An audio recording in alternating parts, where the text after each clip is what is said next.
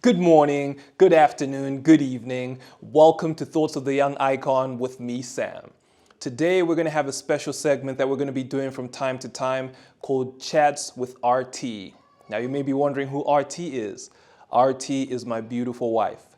She's going to be joining me today to share some wisdom. I hope you enjoy the show. Hi RT, welcome to the channel. Hey. First video, you nervous? A little bit, You just look- because I don't know what we're going to talk about. You look very nervous. I'm not nervous, I just don't know what we're talking about. Yeah, but don't worry about that. Don't worry about that. I got you. Okay. I thought you trust me. I do. Okay. Well, welcome everyone who's tuned in today. Like we said, we have RT with us, and this is the beautiful RT. Hey, everyone. Okay, so today I just kind of want to ease everyone into our Chats with RT segment. Okay. RT, do you want to introduce yourself? Let everyone know who you are. Sure. My name is Rachel Tunde, so I am the wife of Sam. Yeah, we've been married for 5 years now. We've known each other for 7. And yeah, it's been a beautiful journey. I'm excited to be on the podcast. I'm excited to be a part of the show. I like that I have my own segment. But yeah, that's me. Very happy to have you here. Very happy to have you here. I think, being my wife, it's only fair that we talk about relationships and marriage and family. And I guess, we're in Malawi. Yeah. I think the starting point is, how did you find yourself in Malawi? Because Malawi is such a random place for anyone to find themselves in. Yeah. And you clearly are not from Malawi. Clearly Or not. I could be wrong. Well, no, I'm not. So I moved to Malawi in 2015. This is 2024, so that was 9 years ago, almost to the day from when we were recording this. So it was July 2015. I moved here for a fellowship, a global health fellowship. It's called Global Health Corps.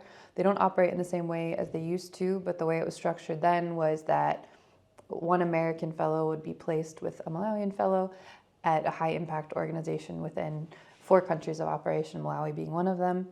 At the time, I had been out of school for a year and I wanted to work in global health. That's what my bachelor's degree is in, and I wanted to work abroad. So likely in sub-Saharan Africa, but at the time I was kind of open to anywhere, and I'd been looking in Latin America, South America, sub-Saharan Africa, and then I found a position at Partners in Health in Neno district in Malawi. Neno district? Yes, he's never been there. He's acting like he doesn't know that I lived there. He's never been there. No, it's funny because till today, I don't believe that Neno exists. It exists. We've driven through Zalewa. No, we have not. We've driven through Zalewa. Which is in Neno. It's not Mwanza? No, it's Neno. Oh, So, okay. yeah. Anyway, he's been to Neno, just not where, I lived in Neno. So I lived in Neno for 2 years, 1 year as a Global Health Corps fellow working in operations, and then 1 year as just a staff member at Partners in Health. And then I was actually going to move back to the U.S., which is where I'm from, and I got an offer to move to Zomba with One Acre Fund, which is where I still currently work. It's been 7 years, almost to the day again, that I've worked at Sorry One to Acre cut Fund. you. Yeah, You said Neno and then Zomba. yeah. Can you contrast between the two? Neno is a village of, I think in the Boma there's 3,000 people. Okay. Very rural part of Malawi. Probably the most under-resourced part of Malawi, if I had to guess. By as a district, I'm sure there are other parts of certain districts that are just as under-resourced, but Neno as a district, I think 4% of the district is on the grid, and I would say most of those people are PIH staff.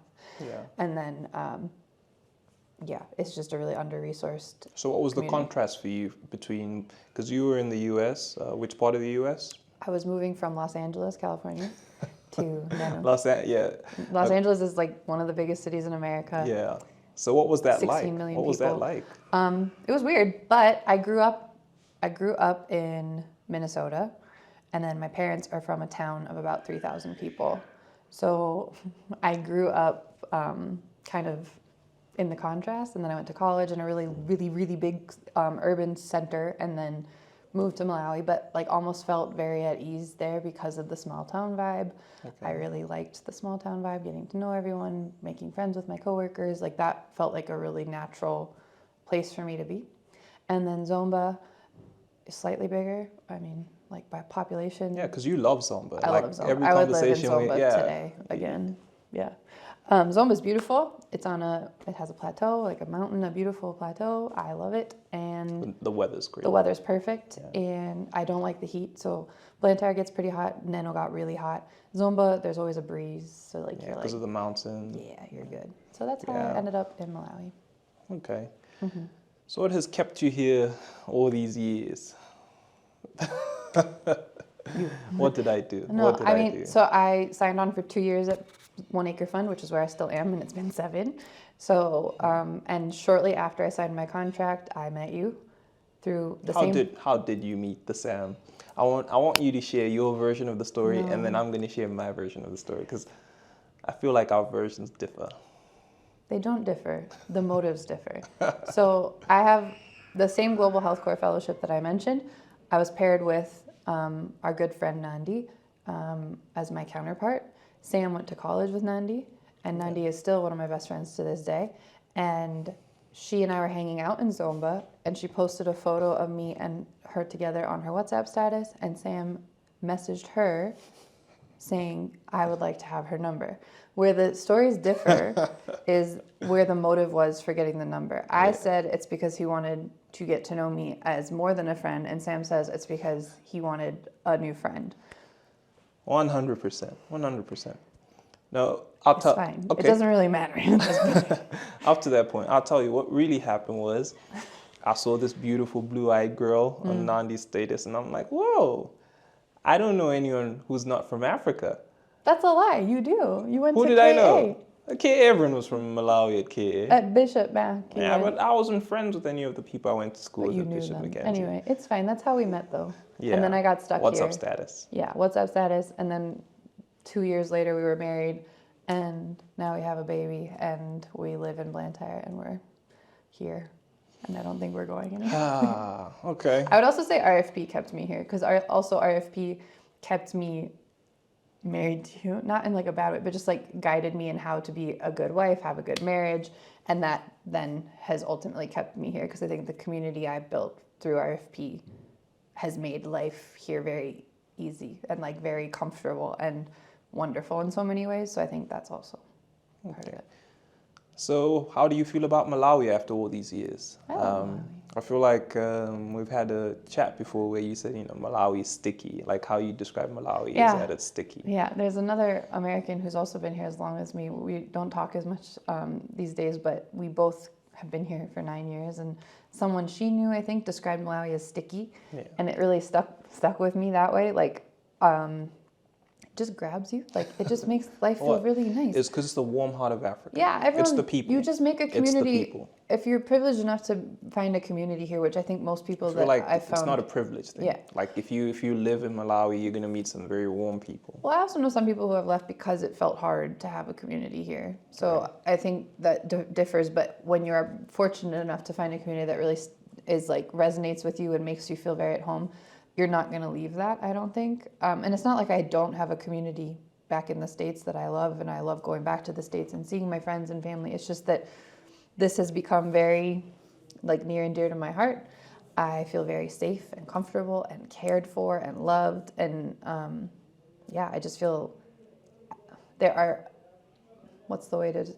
uncomfortable and inconvenient things about living in Malawi, and that is a fact. Yeah. And that is an undeniable fact, and that's not something to gloss over. But there are also a lot of things that I think people write off because people who grew up here are so used to them, like the community aspect. Tell me, because I'll be honest, till today I don't understand why you fell in love with this country. Like, we've been to the US a couple of times. We've been to LA where you did your college. We've been to Minnesota where you grew up, and the place is beautiful, and everything is super convenient, like Amazon. Dude. Like, how do you live without Amazon? I just stock up like a crazy person when we go. You've seen. I have a list. Even right now, I could pull up my phone and show you the list, my standing list on Amazon. I have separate lists. I have a list for when Noah's older, when we have another baby, when I go to the US. I have lists on Amazon. But anyway, I would say it's not that I'm choosing. Okay, I guess I've chosen to live in Malawi because there are conveniences for me, like childcare is affordable. I have a good job that I really love, that fulfills me and that helps me, I think, work toward my purpose on earth. I love working at One Acre Fund. I love my job. I think we could be happy and comfortable in the U.S. and it's not like the U.S. doesn't still feel like home. I think this is a more complicated conversation that could probably take multiple episodes. But for me, home doesn't feel like one place. I think by living here, I've ultimately decided that home is going to be multiple places, mostly Minnesota and here. And when I go to Minnesota, you've seen me like when we're up north, when we're where my parents grew up, where we are. When we're at your village. When we're at my village, at the cabin, like I probably am my like most relaxed, like happy self. Like I would, if a job existed that I could do there that made sense, I would move there and live there and be there for the rest of my life. Like that's a comfortable place for me.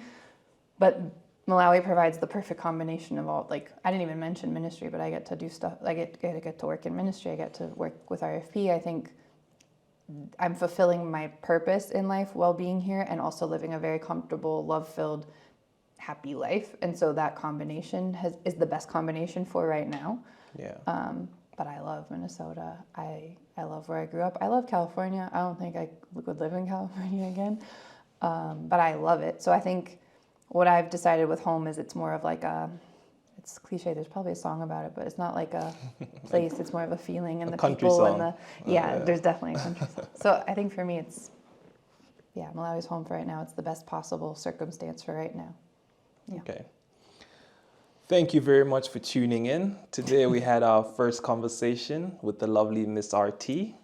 Join us every so often, and I'll be letting you know when. We'll have her on the Thoughts of the Young Icon. And if you've watched this far, I'd like you to hit that like button, comment, subscribe, and don't forget to tell a friend about Thoughts of the Young Icon. Thank you.